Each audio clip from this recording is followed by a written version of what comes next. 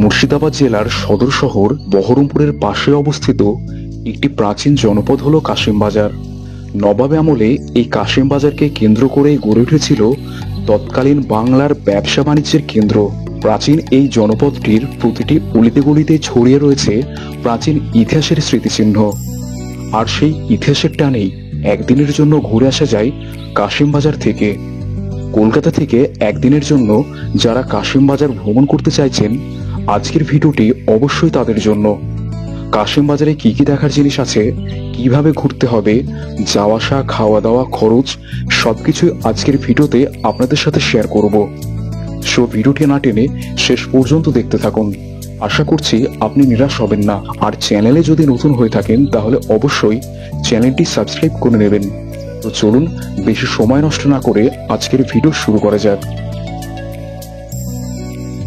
কাশিমবাজার স্টেশনে নেমে আমাদের প্রথম গন্তব্য হবে বিষ্ণুপুর কালীবাড়ি। কালীবাড়ি যাওয়ার জন্য টোটো ভাড়া পড়বে মাথাপিছু 10 টাকা করে। এই কালী মন্দিরটি বহরমপুরের একটি অন্যতম প্রাচীন কালী মন্দির। বর্তমানের এই মন্দিরটি লালগোলার জমিদার বাড়ি দ্বারা নির্মিত। এখানকার দেবী পূজিত হন করুণাময়ী রূপে। প্রতি শনি ও মঙ্গলবার এখানে বিশেষ পুজো চলে। পুজো দিতে চাইলে মন্দিরের গেটের বাইরে পুজোর ডালা কিনে নিতে পারেন। মন্দির থেকে বেরিয়ে চাইলে ব্রেকফাস্টটা এখানে সেরে নিতে পারেন। তারপর মন্দিরের পিছনে বিষ্ণুপুর ঝিলের ঠান্ডা স্নিগ্ধ হাওয়ায় কিছুক্ষণ জিরিয়ে নিতে পারেন। এরপর এখান থেকে টোটো ধরে সোজা চলে আসুন পাতালেশ্বর শিব মন্দিরে। টোটো ভাড়া নেবে জন প্রতি 15 থেকে 20 টাকা মতো। পাতালেশ্বর শিব মন্দিরের সামনে এক বিশাল আকৃতির শিব মূর্তি আছে। কথিত আছে এখানকার মন্দিরের শিব ঠাকুর পাতাল থেকে উত্থিত হয়েছিলেন, তাই একে পাতালেশ্বর শিব বলা হয়। প্রতি বছর শিবরাত্রির দিন এবং শ্রাবণ মাসে এখানে বেশ জনসমাগম হয়ে থাকে। পাতালেশ্বর শিব মন্দির থেকে এবার আমাদের গন্তব্য পুরাতন ইংরেজ সমাধিক্ষেত্র।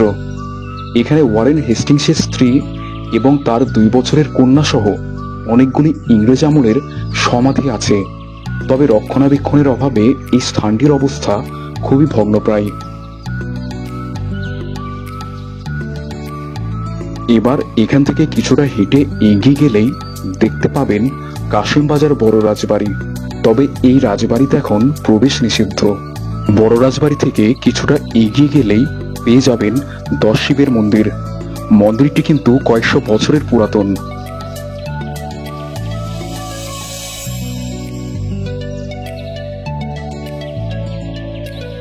দশ শিবের মন্দির থেকে 2 পা হাঁটলেই রাস্তার বাম দিকে পড়বে কাশিমবাজারের ছোট রাজবাড়ি। রাজবাড়িতে অনেক কিছু দ্রষ্টব্য রয়েছে, তবে রাজবাড়িতে কিন্তু ভিডিও করার অনুমতি নেই।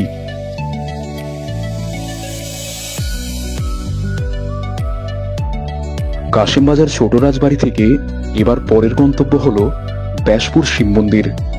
এই মন্দিরটি সমগ্র মুর্শিদাবাদ জেলার উচ্চতম শিব মন্দির। মন্দিরের দেওয়ালে অনেক খোদাই করা ভাস্কর্যের কাজ চোখে পড়বে। আর মন্দিরের বাইরের গেটের পাশেই রয়েছে হর পার্বতীর এক সুবিশাল মূর্তি। ব্যাসপুর শিব মন্দির থেকে আমাদের সর্বশেষ গন্তব্য হবে প্রাচীন ওলন্দাজ সমাধিক্ষেত্র। সমাধিক্ষেত্রটি স্টেশনের পাশে অবস্থিত, তবে এখানে দেখার মতো তেমন কিছুই নেই। শিয়ালদা থেকে আসতে চাইলে লালগোলা প্যাসেঞ্জারে চেপে সোজা নেমে পড়ুন কাশিমবাজার স্টেশনে। আর কলকাতা স্টেশন থেকে আসতে চাইলে হাজারদুয়ারি এক্সপ্রেস ধরে আপনাকে নামতে হবে বহরমপুর স্টেশনে। তারপর সেখান থেকে অটোতে করে চলে আসুন কাশিমবাজারে। ভিডিওটি কেমন লাগলো লিখে জানাতে পারেন। ভালো লাগলে একটা ছোট্ট লাইক দিয়ে এবং চ্যানেলটি সাবস্ক্রাইব করে পাশে থাকতে পারেন। দেখা হবে নেক্সট ভিডিওতে। ততক্ষণের জন্য ভালো থাকুন, সুস্থ থাকুন আর দেখতে থাকুন এক্সপ্লোরার সুবীর।